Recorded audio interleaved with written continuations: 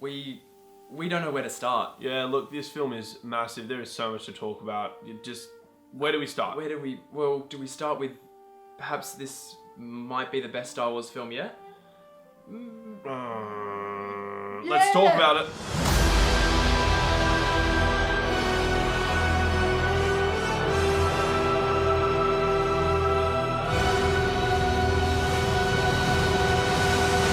Star Wars Episode VIII, The Last Jedi, is the 8th film in this franchise so far, not including last year's Rogue One, which was a spin-off film. This is a direct continuation from pretty much the end of 2015's The Force Awakens. It is directed by Rian Johnson, who is known primarily for the film Looper and also for his work on Breaking Bad, which is widely considered some of the best TV directing of all time. In this review, we are not covering anything spoiler-wise. There's going to be absolutely nothing to do with plot details. We are not showing any footage. This is a movie that we made a big fuss about not watching trailers for. We watched the first teaser for the sake of doing a trailer review when that came out back in April, but we have not watched it since and have avoided all marketing for the movie. Because when The Force Awakens ended, it literally ended on a cliffhanger because it was on the edge of a cliff. Oh.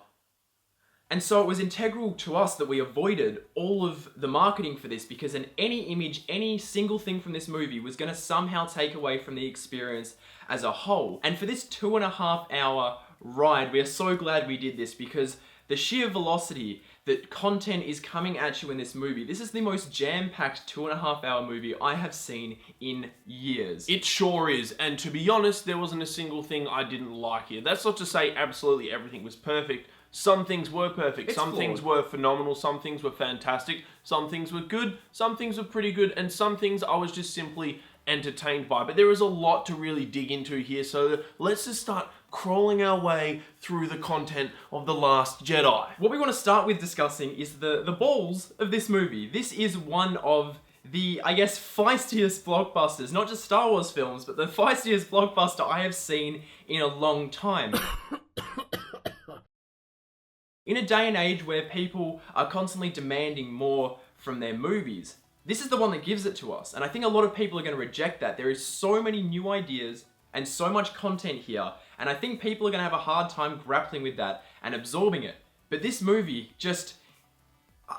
the sheer scale of this, I believe, is probably beyond anything we have really seen in a Star Wars film, and the scope of it is so expansive and so inclusive of so many ideas that, yeah, sometimes some of them feel like they're getting lost in the mix. But this is the first Star Wars film that has really worked to building around ideas. I feel like this is the first Star Wars movie where the writer, because this movie is all in its script, the script is the greatest part of it. This is a movie that I feel like was written backwards from the ideas. There was a place the story needed to go after The Force Awakens and building towards Episode 9. But this film really feels like it was making statements about things and working backwards from that. Every Star Wars film previous, its themes have never expanded beyond what is required of the story. A Star Wars film begins and then it ends. And the ideas of that film have never really transcended beyond the inner world of the film. But this is not that movie. Every single idea here is easy to grapple with, but at the same time, a Star Wars movie has never made me think like this movie has. And it had us thinking to the point that we went to a midnight screening. And I was so tired. I was struggling to stay awake before the screening, and once it started, the movie locked me in, and once I was laying in bed last night trying to get to sleep, I couldn't because of the amount of ideas running through my head. And the fact that a Star Wars film has done that is beyond anything I could really expect. But as much as this film has so many ideas going for it, it still feels like a Star Wars film, and probably the most Star Warsy film we've had in a very long time, since the original trilogy, because the thing is here, there's so much jam-packed into it, compared to The Force Awakens, which was very polished, it was very well executed, and it was very, very tight. This is a tight story, but there's so much bursting from the inside. The original Star Wars films always created new lore, they created new ideas, and they explored new worlds, and they were never perfect, they never did absolutely everything right. And I think here we have something similar. We're exploring new things, we're like talking about new ideas, we get new lore, we see new characters. Not everything is perfect, but my God, when it works, it feels so good. Now to touch on performances here, the best out of everyone for me, at least, is Adam Driver as Kylo Ren. He returns and he blows everyone away with just a stellar, complex performance as Kylo. I want to go as far as saying that I believe this is not only the best character Star Wars has had, but the best performance. The sheer tenacity of the character and what he goes through and what he controls in this story is, we have raved in the past about how good the character of Kylo Ren is, how great of a villain he is. He's one of the best villains of this decade, and people seem to hate him because they loathe who he is. But is that not what makes a truly great villain? In this day and age where we're supposed to like villains, I don't think so. I think it's important to loathe who someone is, and seeing what he grapples with here, and seeing the interplay he shares with Daisy Ridley's Rey and Mark Hamill's Luke Skywalker is where this film is really at its strongest. And a lot of its ideas here, I mean, it really is a character-driven film, and all the characters here really, really work. This is the first time in a while that I feel like Star Wars has had kind of plot threads. We have an A story, a B story, a C story, and a D story. And some of them may not hold the exact same velocity and I don't know, that maybe just the focus of other storylines. But I feel like all the character here is so well written, so well constructed, and it makes every single moment earned. And that is something we talk about so often with blockbusters, is earning moments. And there is not a single one here that I don't think this film works towards obtaining. The story is definitely at its strongest where it's playing with Kylo and Rey, and I mean, like, the parallels between them, the juxtapositions between them, it is absolutely beautiful, and it is just entrancing to watch. And I suppose when you move away from their story and you go into the D story as such, or the C story, things are still good there and you're enjoying it, but you're just wanting to get back to see more of what's really happening, because when we're moving in this kind of main story of the film, we're uncovering new lore, exploring new ideas. We're seeing Star Wars go in places it's never gone before, and that is so, so exciting because it puts the audience on the back foot. And I mean, this entire film puts the audience on the back foot the whole time, so you really just don't know where it's going. And that really is so rare, to have a blockbuster where everything is unexpected. The actual story beats of this film are not copy and pasted from any other film before. Yes, Rian Johnson references a lot of movies, and there's going to be some breakdown videos of actual shots where I've been like, oh, that's a film from the 20s, and he's gone and paid homage to that. There's certain moments in this that are reflective of kind of kung fu and karate films in the 80s and whatnot, but that's as far as his kind of homages go. That is as far as he takes it. Every single idea in this story I feel is something I haven't seen in a film before. And it made a film with so much content, there was not a single thing that happened that I ever expected to go the way it did in any given moment. Now, our older characters, played by Mark Hamill and Carrie Fisher, are also fantastic here. I mean, like, their performances are actually really quite charismatic and very charming. They're incredibly mature, and they kind of, they really support the new cast around them. And it's really just great to see these two kind of heavyweight actors that we've all known and loved for such a long time perform so well on screen. They do some really fantastic things with the characters, and I think what Mark Hamill does with this movie, what Carrie Fisher do with this movie as Luke and Leia, it really feels like a development of characters we've known for a very, very long time, and getting to see them go where they go with their characters and provide some of the strongest emotional beats we have seen all year. I mean, I don't think a Star Wars movie has ever really made me emotional like this one has, and it's all to do with the fact that it really earns everything, and it earns visceral responses. There's a lot of content here that people just aren't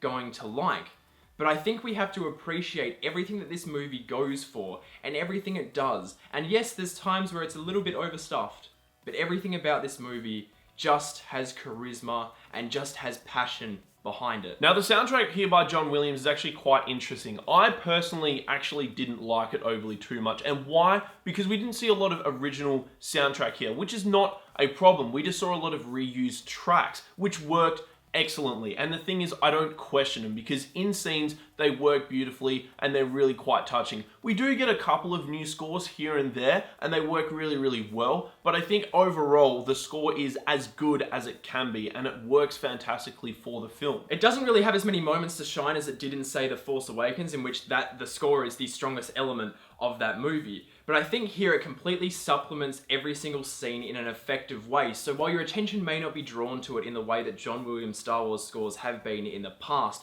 it completely propels the action and the emotion in every way it's supposed to. And there are moments here in the score that are some of the best of the entire series. And now, talking about the technicals of this movie, while I don't think it is necessarily as strong as The Force Awakens was in terms of its construction, and a lot of that comes to do with the fact that Rian Johnson hasn't really done big blockbusters like this before, whereas J.J. Abrams had had experience with it for a long time, so his confidence and tenacity is much higher. This is still a technically brilliant movie with some fantastic photography, some excellent composition, and I guess this is possibly the most kind of artistically leaning Star Wars film we've had so far. There's some very, very inventive visual ideas that are explored here. And it certainly wouldn't be a Star Wars film without a lot of VFX, and there is definitely a lot of VFX here. Some beautiful, fantastic practical VFX, some incredible sets as well. I think that the CGI in this film definitely works very well. However, there is a lot of green screen here. Noticeable green screen. Your attention's just drawn to it. Probably because there's just a lot of explosions at times, and it's kind of like, oh, it's there. The unfortunate thing with that is, in time, it'll just age this film a little bit more. Probably more so than The Force Awakens, because I think The Force Awakens kind of kept away from a lot of green screen effects because of JJ's experience in bigger blockbusters, but also it used a lot more practical kind of sets as well to avoid that. And going back to where we started, this is really a movie that's all about ideas, and it makes us think in a way we never thought a Star Wars movie could. You may love this movie, or you may hate it, or you may love moments and hate others. But I feel like if you're not appreciating this movie and everything it does, and all that it stands for, and all that it fights for, and all that it is, more and more by the second as you've left it, you're not thinking about this movie right. This is a movie that at every turn subverts, I guess, even what we expect from blockbusters. So many of us get caught up in the details of these movies, like who is this person, who are they going to be, what's their backstory, what is all of that? And Rian Johnson does everything he can to subvert those ideas and break them down. Sometimes someone is no one, and sometimes someone doesn't matter in the way that we've hyped them up to be. Maybe they're just part of this story that is more than just these characters and more than just these details. Maybe this movie is about something. Maybe this is a movie about fighting for what you believe in and fighting for family, because family is really what Star Wars has always been about. The power of love, the power of redemption, finding yourself and finding yourself in others. And I feel like for everything this movie doesn't necessarily nail, from the patchy green screen to perhaps a couple of ideas that didn't need to be there but don't destabilize scenes, there's things that people just won't think works.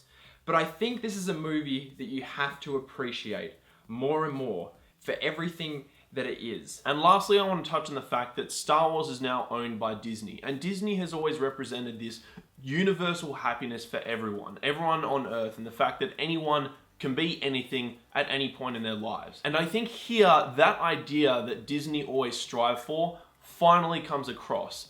They've kind of really achieved it in their Star Wars universe. It's beautiful, it's enriching, and it's touching, and it's there for not only for me to feel or for adults to feel, but for kids anywhere on Earth to be inspired by and to look up to their heroes and not only want to be their heroes, but be their own hero. And I just think that's really beautiful and incredibly important. Sometimes there's more to the world than just good and evil, and this film really breaks down those ideas. Sometimes everything going on with all these people surrounding us is more than we can label instantly. Sometimes the world and the universe we live in is just too big to handle, and these characters feel it, and this film portrays that in such a beautiful way.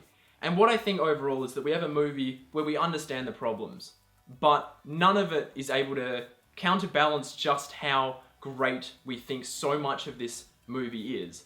And I feel like the score doesn't really matter. I think what we've said is everything that really matters here. But to put a number on it, what are we giving it? We're going to settle with around about, I think, an 8.9. That's where we've gotten for now. But hey, look, in 2 days' time, and we've probably already seen it another 2 times, we're probably going to feel a hell of a lot different. You just never know with these things. So that was our spoiler-free review of The Last Jedi. Have you seen it yet? Did you like it? Did you hate it? Did you like this video? Of course you did. Crave more banter. If so, you can subscribe to our YouTube channel down there somewhere. And don't forget to check us out on Facebook, Instagram, Snapchat, and Twitter, all at Breaking Banter.